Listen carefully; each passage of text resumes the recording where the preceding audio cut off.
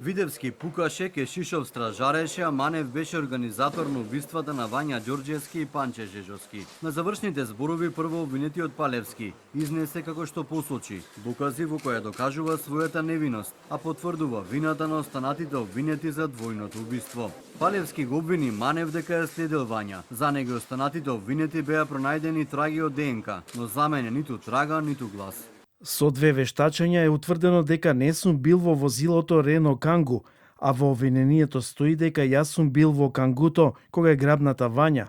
Нема доказ дека возилото Рено Кангу било на местото на настанот Дупки. Тоа докажува дека исказите на Кешишев и на Манев се лажни.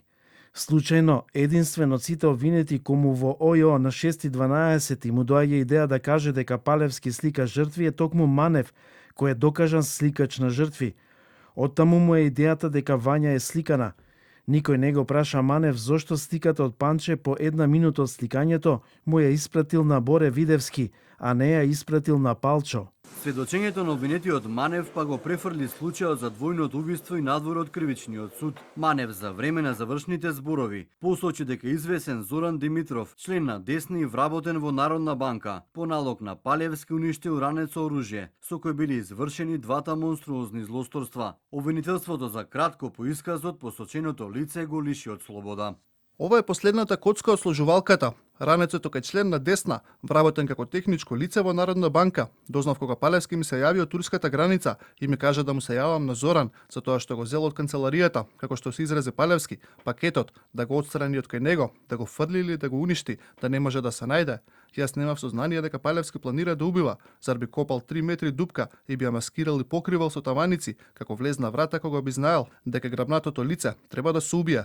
Не, туку би ископал обичен гроб. Одбраната на Палевски пак целиот судски процес го оцени како лош, кој започнал и завршил на нечесен начин. Исказите на Манев за уништување на докази по барање на Палевски се неосновани. Јас лично не го познам, можам искрено да ви кажам, меѓутоа на Манев, Велибор Манев не му верувам на ништо што зборува.